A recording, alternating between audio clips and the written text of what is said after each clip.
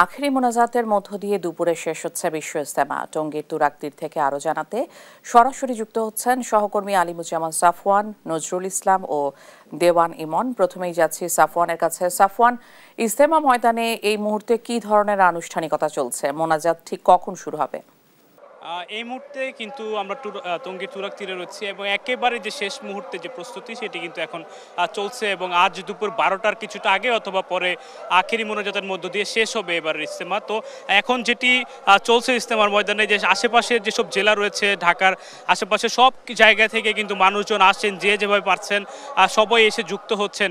একেবারে শেষ মুহূর্তের যে প্রস্তুতি সেটি চলছে এবং আশেপাশের যে সড়কগুলো, সবগুলো সড়কে লোকারণ্য হয়ে গেছে এবং ইজতেমার মাঠ আমরা যেটি দেখতে পাচ্ছি এই মুহূর্তে, যে প্রতিটি কোনায় কোনায় মুসল্লিরা রয়েছে এবং তারা মনোযোগ দিয়ে এখন একটি বয়ান চলছে সেটি শুনছেন। তো কিছুক্ষণ আগে বয়ান করেছেন মাওলানা সাদ সাহেবের বড় ছেলে মাওলানা ইউসুফ বিন সাদ এবং তার যে বয়ান সেটি আরবি ভাষায় ছিল, উর্দু ভাষায় ছিল, সেটি কিন্তু বর্তমানে বাংলায় তর্জমা করছেন মাওলানা মনির সাহেব। তো তার এই যে এখন যে তর্জমা চলছে বাংলায়, সেটি শেষ হওয়ার পরে কিন্তু একটি বিরতির হওয়ার কথা রয়েছে। তো এই ছোট বিরতির পরে কিন্তু আখিরি মোনাজাত সেটি দুপুর 12টায় নাগাদ শুরু হবে বলে আমরা জানতে পেরেছি।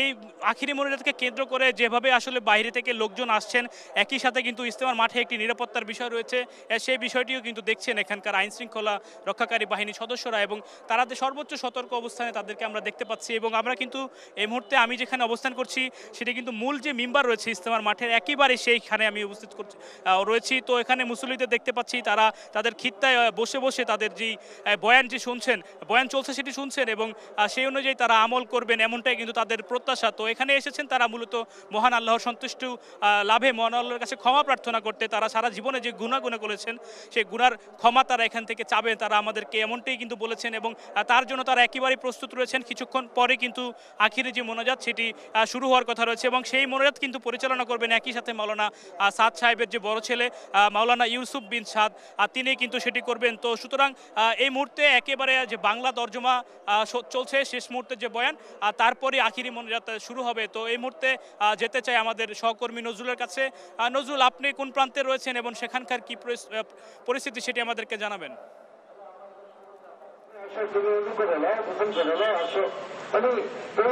তাকে নিয়ে আসা, তাকে মসজিদের বাহনে বসানো, স্বপন, আপনাকে ধন্যবাদ। আপনি যেমনটা বলছিলেন, আপনি জানেন যে এখন টঙ্গী তুরাগ তীর কিন্তু মুখরিত, মুসল্লিদের পদভারে মুখরিত টঙ্গী তুরাগ পার এবং আপনারা জানেন যে বিভিন্ন জায়গা থেকে কিন্তু মুসল্লিরা টাকে বাসে করে বিভিন্নভাবে কিন্তু আখিরি মোনাজাতে শরীক হওয়ার জন্য কিন্তু মুসল্লিরা টঙ্গী তীরাগ তীরে কিন্তু সমবেত হচ্ছেন। আপনারা জানেন যে আজকে কিন্তু 12টায় আখিরি মোনাজাতের মধ্য দিয়ে প্রথম ইজতেমার কিন্তু পরিসমাপ্তি ঘটবে, অর্থাৎ তৃতীয় পর্বের পরিসমাপ্তি ঘটবে। আপনারা জানেন যে 85টি খিত্তায়, প্রতিটি খিত্তায় কিন্তু সাধারণ মুসল্লিরা ধর্ম, ইসলাম এবং দিন সম্পর্কে কিন্তু ধারণা নিচ্ছেন এবং আখেরি মোনাজাত পরিচালনা করবেন দিল্লির মাওলানা ইউসুফ বিন সাদ। উনি পরিচালনা, এখনো ইউসুফ বিন সাদ কিন্তু বয়ান করছেন এবং তার বয়ান কিন্তু প্রতিটি খিত্তায় সাধারণ মুসল্লিরা কিন্তু শুনছেন এবং কিভাবে নিজেকে তৈরি করবেন এবং ইসলামের পথে কিভাবে নিজেকে নিয়োজিত করবেন, এখান থেকে বের হয়ে গিয়ে মানুষের কল্যাণে কাজ করবেন, এই সমস্ত বিষয়গুলো নিয়ে কিন্তু আলোচনা হচ্ছে। আপনি জানেন যে বিভিন্নভাবে কিন্তু ইজতেমা ময়দানে শেষ আখিরি মোনাজাতে শরীক হওয়ার জন্য বিভিন্ন প্রান্ত থেকে কিন্তু সাধারণ যে মুসল্লিরা তারা কিন্তু সমবেত হচ্ছেন তুরাগ নদীর তীরে। তো আপনারা জানেন যে 160 একর জমির উপরে সুবিশাল এই প্যান্ডেলের নিচে কিন্তু ধর্মপার মুসল্লিরা কিন্তু এখন শেষ মুহূর্তের যে ধর্মীয় বয়ান সেটা কিন্তু তারা শুনছেন এবং এখান থেকে কিন্তু তারা দিন এবং ইসলামের কি বাণী সেটা নিয়ে তারা পৌঁছে দিবেন সাধারণ মানুষের কাছে।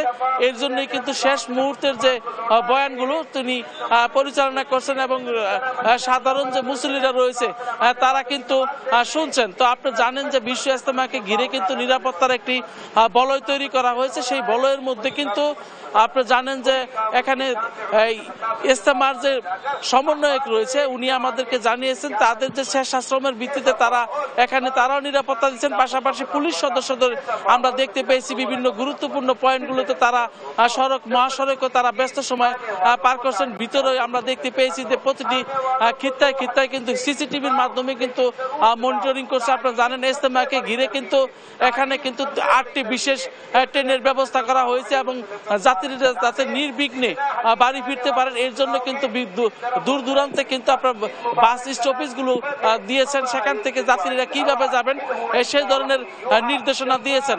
তো কিছুক্ষণের মধ্যেই কিন্তু যে পুলিশ কমিশনার রয়েছে উনি কিন্তু আসবেন এবং পুলিশ কমিশনার কিন্তু সাংবাদিকদের সাথে ব্রিফ করবেন এবং আপনার এভাবেই কিন্তু বিশ্ব ইজতেমার অল্প কিছুক্ষণের মধ্যেই আপনি জানেন যে আর 1 ঘন্টার মতন আছে, 1 ঘন্টার মধ্যেই কিন্তু আখিরি মোনাজাতের মধ্য দিয়ে পরিসমাপ্তি ঘটবে বিশ্ব ইজতেমার 3য় পর্বে। তো আমার কাছে এই ছিল গাজীপুর থেকে। এখন আমাদের সাথে সংযুক্ত হচ্ছেন আমাদের সহকর্মী ইমন।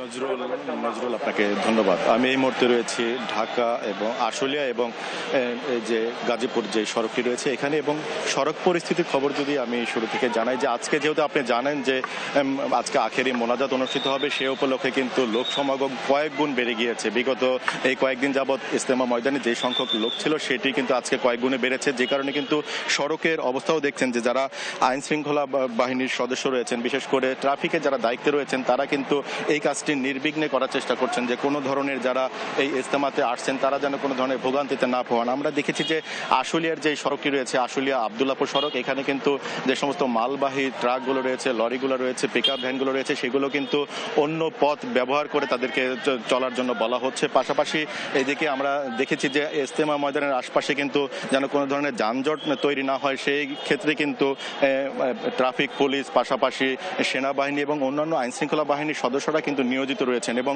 এখন পর্যন্ত ট্রাফিক ব্যবস্থা কিন্তু খুব সুশৃঙ্খল অবস্থায় আছেন।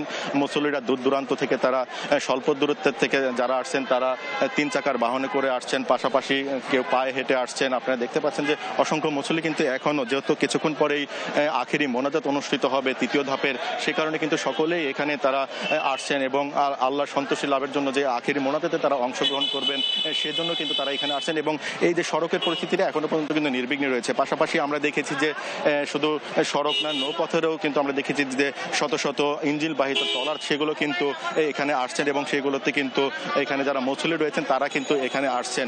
এছাড়া আমরা কিছুক্ষণ আগে ছিলাম ঢাকা এবং গাজীপুরের যেই সড়কটি রয়েছে সেখানে যানবাহনগুলোকে যে ফ্লাইওভারটি রয়েছে সেই ফ্লাইওভার দিয়ে চলাচল করতে বলছে, কারণ নিচে যেহেতু অসংখ্য মুসল্লি রয়েছেন যারা বিভিন্ন প্রান্ত থেকে শেষ মুহূর্তে এসে মোনাজাতে অংশগ্রহণের জন্য আসছেন, তারা যেন